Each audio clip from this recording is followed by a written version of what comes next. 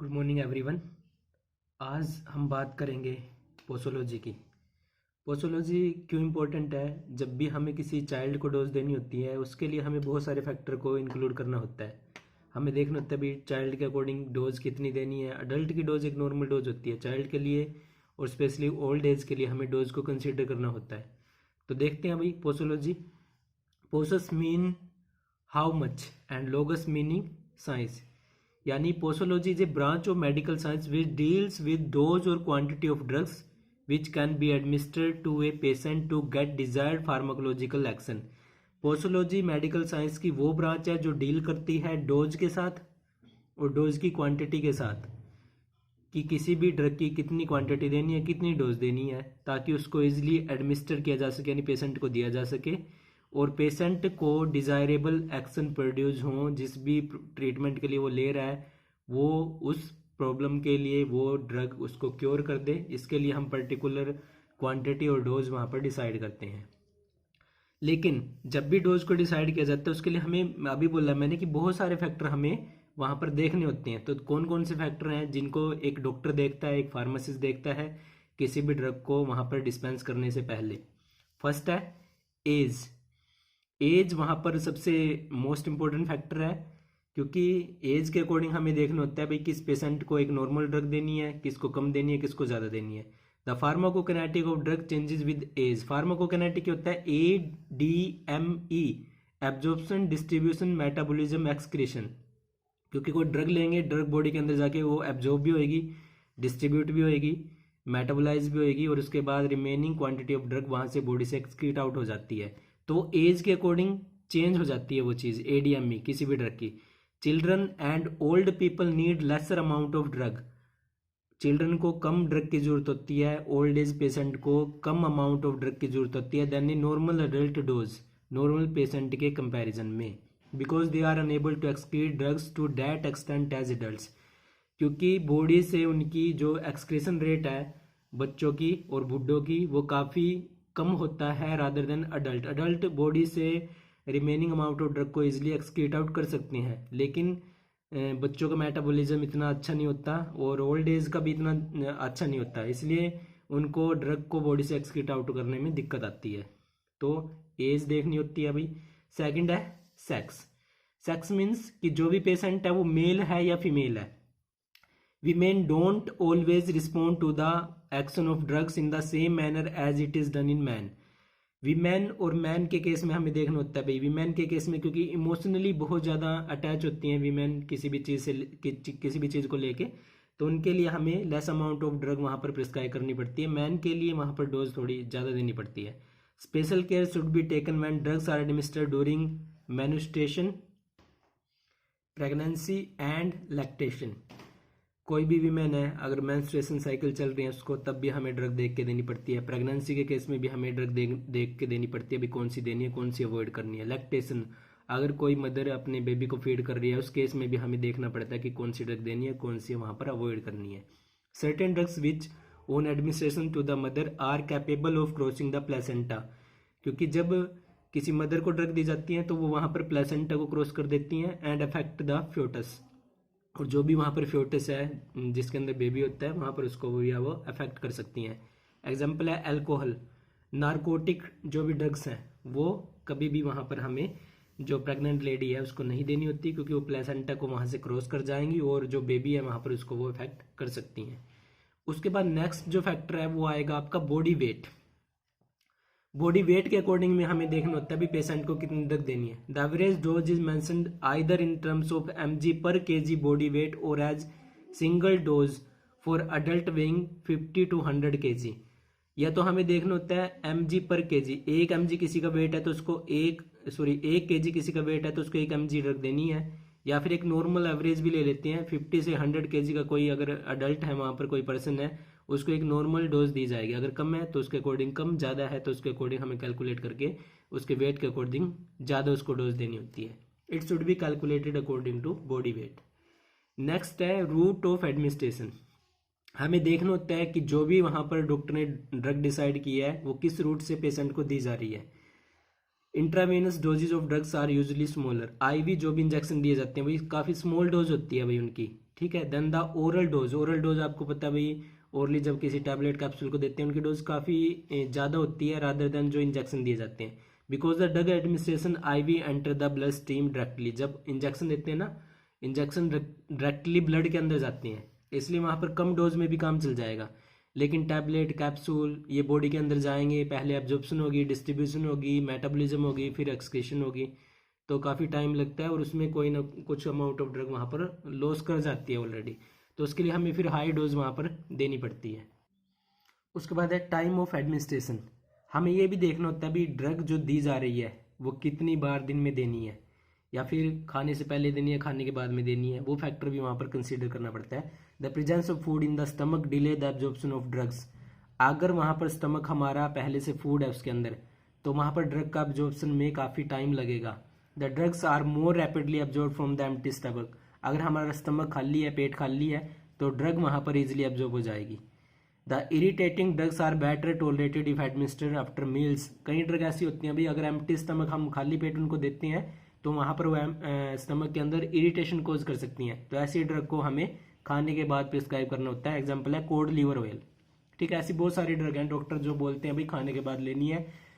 बहुत सारी ड्रग ऐसी हैं जिनको डॉक्टर बोलते हैं भाई खाने से पहले लेनी है। स्पेशली जो एसिडिटी के केस में ड्रग होती हैं उनको डॉक्टर हमेशा प्रिस्क्राइब करता है भाई खाने से पहले लेनी है। उसके बाद नेक्स्ट फैक्टर है एनवायरमेंटल फैक्टर। भाई एनवायरमेंटल भी मेन फैक्टर है, एनवायरमेंट के अकॉर्डिंग भी हमें देखना होता है ड्रग कम देनी है ज़्यादा देनी है। नेक्स्ट है एनवायरमेंटल फैक्टर। बहुत सारी ड्रग ऐसी हैं भाई, एनवायरमेंट के अकॉर्डिंग हमें चेक करना होता है कि कौन सी ड्रग ज़्यादा इफेक्टिव रहेगी। कई ड्रग ऐसी होती हैं डे में ज़्यादा इफेक्टिव होती हैं, कुछ एक ड्रग ऐसी होती है नाइट में ज़्यादा इफेक्टिव होती हैं। तो डे टाइम इज स्टिमुलेंट, जो ड्रग है स्टिमुलेटिंग इफेक्ट आता है जिन ड्रग का, वो हम डे टाइम में दे सकते हैं, उनका रिजल्ट अच्छा आएगा। लेकिन अगर हम हिप्नोटिक्स को दे रहे हैं डे टाइम में तो उनका इफेक्ट कम आएगा। हिप्नोटिक मीन्स ऐसी ड्रग जो स्लीप इंड्यूस करती हैं, स्लीप वाली ड्रग को अगर दिन में दोगे तो कहीं ना कहीं उसका इफेक्ट इतना ज़्यादा अच्छा नहीं आता, ज़्यादा ड्रग हमें देनी पड़ेगी। Darkness is sedative. तो डार्कनेस मतलब रात को आप अगर कोई ऐसी ड्रग दे रहे हो जो कि वहाँ पर नींद प्रोड्यूस करती है, सेडेशन प्रोड्यूस करती है, तो उसका इफेक्ट अच्छा आता है। Hypnotics are more effective at night. ठीक है, स्लीप इंड्यूसिंग ड्रग ज़्यादा इफेक्टिव होती है नाइट को। Alcohol is better tolerated in cold environment than in summer. Alcohol अगर हम दे रहे हैं किसी पेशेंट को, तो कोल्ड एनवायरनमेंट में कोई पेशेंट या कोई पर्सन वहाँ पर ज़्यादा ड्रग ले सकता है अल्कोहल की, लेकिन समर में हमें कम डोज उसको देनी पड़ेगी अल्कोहल की। बहुत सारी ड्रग ऐसी हैं जिनके अंदर हमें अल्कोहल ऐड करना होता है, भाई अल्कोहल ऐड किया जाता है। नेक्स्ट है emotional factor. Doctor emotional factor भी कंसीडर करता है भाई, या फिर कई बार डॉक्टर का जो बिहेवियर है वो भी पेशेंट कंसीडर करता है, दोनों ही चीज़ें इसमें। The personality and behaviour of physician may influence the effect of drugs, especially the drugs which are intended for use in psychosomatic disorder. Psychological disorder के लिए अगर वहाँ पर फिजिशियन ने अच्छे से बिहेव नहीं किया है पेशेंट के साथ, तो वो कई बार हो सकता है जो ड्रग वहाँ पर डॉक्टर ने दी उसको, तो वो कई बार काम नहीं करेगी क्योंकि उसने अच्छे से डील ही नहीं की। साइकोलॉजिकल प्रॉब्लम है उसको पहले ही, पेशेंट के साथ वो अच्छे से डील करेगा तभी वो काम करेगी। यानी इमोशनल फैक्टर भी हमें कंसीडर करना होता है ड्रग्स के लिए। Females are more emotional than males and require less dose of certain drugs. Female ज़्यादा इमोशनल होती हैं मेल के कंपैरिजन में, तो उनको कम डोज में भी काम चल जाता है भाई। मेल्स को हमें ज़्यादा डोज देनी पड़ती है, इमोशनली वो ज़्यादा आपको पता ही है अटैच नहीं होती किसी भी चीज़ से। नेक्स्ट है presence of disease. Drugs like barbiturates, chlorpromazine may produce unusual prolonged effect in patient having liver cirrhosis. भाई हमें देखना होता है भाई जो भी पेशेंट आया डॉक्टर के पास उसको क्या बीमारी है, क्या प्रॉब्लम है, इस प्रॉब्लम के साथ साथ दूसरी कौन कौन सी बीमारियां हैं वो भी उनको कंसीडर करनी होती हैं। ड्रग्स होती है जैसे बार्बिट्रेट्स और क्लोरोप्रोमाजीन, अगर किसी पेशेंट को लीवर की प्रॉब्लम है, लीवर प्रॉपर्ली काम नहीं कर रहा है, तो उनको ये ड्रग हम अवॉइड करके चलेंगे, क्योंकि ऐसी ड्रग वहाँ पर बॉडी के अंदर ज़्यादा लंबे टाइम तक स्टे करेंगी, क्योंकि लीवर उनको प्रॉपरली मेटाबोलाइज नहीं कर सकता, क्योंकि लीवर फेल हो चुका है पेशेंट का। तो उनके केस में हमें देखना है भाई कि कौन सी ड्रग उसको देनी है। फिर streptomycin excreted by kidney may prove toxic if the kidney of patient is not working properly. कई पेशेंट ऐसे हैं जिनकी किडनी प्रॉपरली काम नहीं करती, ऐसे पेशेंट को अगर आपने सेप्टोमाइसिन देती है तो वो वहाँ पर उसकी बॉडी से एक्सक्रीट आउट नहीं हो पाएगी, किडनी से एक्सक्रीट आउट नहीं हो पाएगी, तो वहाँ पर भी दिक्कत आ जाएगी भाई। तो देखना भी पेशेंट को प्रॉब्लम क्या है। नेक्स्ट है एक्यूमुलेशन। एक्यूमुलेशन क्या होता है, कई ड्रग्स पेशेंट की बॉडी से स्लोली एक्सक्रीट आउट होती हैं, टाइम लगता है, एक्सक्रीट आउट नहीं हो पाती, और उसकी वजह से अगर वो स्लोली एक्सक्रीट आउट हो रही हैं बॉडी के अंदर वो एक्यूमुलेट हो जाएंगी, और उनकी वजह से क्या होगा, टॉक्सिसिटी प्रोड्यूस होगी अगर सेम ड्रग वहाँ पर रिपीटेडली लंबे टाइम तक किसी पेशेंट को दी जा रही है। फॉर एग्जांपल डिजिटैलिस बॉडी से एक्यूमुलेट, बॉडी के अंदर एक्यूमुलेट होती रहती है और लंबे टाइम में वो टॉक्सिसिटी प्रोड्यूस कर देगी। नेक्स्ट है additive effect. When the total pharmacological action of two or more drugs administered together is equivalent to the sum of their individual pharmacological action called additive effect। कहने का मतलब है भाई एडिटिव इफेक्ट उस effect को बोला जाता है। कई बार डॉक्टर एक से ज़्यादा ड्रग देता है पेशेंट को, वो इसलिए देता है ताकि जो पेशेंट है जिस प्रॉब्लम के लिए वो ड्रग ले रहा है उसकी बॉडी के अंदर अच्छा फार्माकोलॉजिकल रिस्पॉन्स आए, अच्छा उसको ट्रीटमेंट मिले, उसके लिए वो मोर देन टू ड्रग वहाँ पर प्रिस्क्राइब करता है और उनका जो रिस्पॉन्स आता है वहाँ पर, एग्जांपल दिया, मान लो डॉक्टर ने ए ड्रग दे दी, उसका इफेक्ट आना था 50% फार्माकोलॉजिकल एक्शन, बी का आना था 20%, दोनों दे दी तो दोनों का जोड़ के जो इफेक्ट आएगा वो 70% आ जाएगा, उसी को बोला जाता है एडिटिव इफेक्ट। यही उन्होंने लिखा है कि two or more drugs administered together is equivalent to sum of their individual pharmacological action. जो इंडिविजुअल उनका फार्माकोलॉजिकल एक्शन आएगा दोनों का सम करके जो वहाँ पर एक्शन प्रोड्यूस होगा उसको बोला जाता है एडिटिव इफेक्ट। एग्जाम्पल भी दिया भाई, जैसे कि एफिड्रिन और अमाइनोफालिन, इन ड्रग्स को कम्बिनेशन में देता है डॉक्टर। वो किस लिए देता है, स्पेशली ब्रोंकियल अस्थमैटिक पेशेंट को दिया जाता है ताकि जब वो दोनों कम्बिनेशन में दी जाती हैं ड्रग तो दोनों जुड़ के वहाँ पर अपना इफेक्ट प्रोड्यूस करती हैं और पेशेंट को वो अच्छे से ट्रीट कर देती हैं, इसलिए वो कम्बिनेशन में देता है और उन दोनों का जो इफेक्ट आएगा वो एडिटिव इफेक्ट आता है वहाँ पर। नेक्स्ट है सिनर्जिज्म। सिनर्जिज्म क्या होता है, when two or more drugs are used in combination form their action is increase, the phenomena is called synergism. Additive में और सिनर्जिज्म में जब दो और मोर ड्रग दी जाती हैं तो वहां पर एडिटिव में था एक ड्रग दूसरी ड्रग के साथ कंबाइन होकर अपना एक्शन शो करती है, दोनों का जुड़ के आता है effect.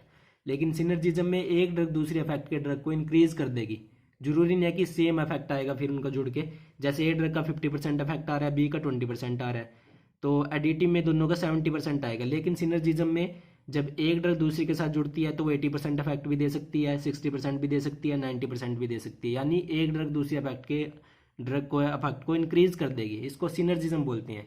Synergism is very useful when desired therapeutic result needed in is difficult to achieve with single drug. जब सिंगल ड्रग से हमें डिजायर इफेक्ट नहीं मिलते तब हमें फिर दूसरी ड्रग ऐड करनी पड़ती है। दूसरी ड्रग क्या काम करती है, पहली ड्रग के इफेक्ट को इंक्रीज कर देगी, इसलिए हम वहाँ पर दूसरी ड्रग ऐड करते हैं, डॉक्टर दूसरी ड्रग वहाँ पर देती हैं, फार्मासिस्ट दूसरी ड्रग पेशेंट को देते हैं। उसके बाद है एंटागोनिज्म। एंटागोनिज्म क्या होता है, जब मोर देन टू ड्रग वहाँ पर प्रिस्क्राइब करता है डॉक्टर तो एक ड्रग दूसरी ड्रग के इफेक्ट को अपोज कर देगी। एंटागोनिज्म यानी उसके अपोजिट काम करती है और उस ड्रग के एक्शन को स्टॉप कर देगी। यही लिखा है, when the action of one drug is oppose by the other drug, एक ड्रग के एक्शन को दूसरी ड्रग अपोज कर देती है, उसके एक्शन को स्टॉप कर देती है। ठीक है जी। सेम फिजियोलॉजिकल सिस्टम में एक पेशेंट को दी जा रही है दोनों ड्रग, उसको बोला जाता है एंटागोनिज्म। और वो कई बार हमें देना पड़ता है भाई, कई पेशेंट ऐसे होते हैं भाई जिनके अंदर टॉक्सिसिटी प्रोड्यूस हो जाती है, पॉइजन ले लेते हैं भाई, तो उस पॉइजन को रिमूव करने के लिए हमें कोई दूसरी ऐसी ड्रग देनी पड़ती है जो उसके इफेक्ट को न्यूट्रलाइज कर देती है। For example milk of magnesia is given in acidic poisoning where alkaline effect of milk of magnesia neutralise the effect of acid poisoning.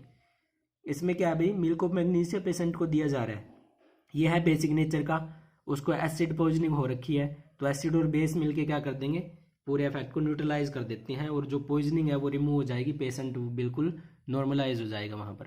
तो इसलिए भी हमें कुछ एक ड्रग देनी पड़ती हैं भाई ताकि एक ड्रग दूसरी ड्रग के इफेक्ट को अपोज कर दे। उसके बाद है आइडियोसिनक्रेसी। आइडियोसिनक्रेसी मेनली एलर्जिक रिएक्शन होती हैं भाई। कई बार क्या होता है, कई ड्रग से किसी पेशेंट की बॉडी के अंदर एक्स्ट्रा फार्माकोलॉजिकल रिस्पॉन्स आ जाता है, यानी एलर्जिक रिएक्शन प्रोड्यूस हो जाती हैं। ये लिखा इसमें, an extraordinary response to a drug which is different from its characteristic pharmacological action is called आइडियोसिनक्रेसी।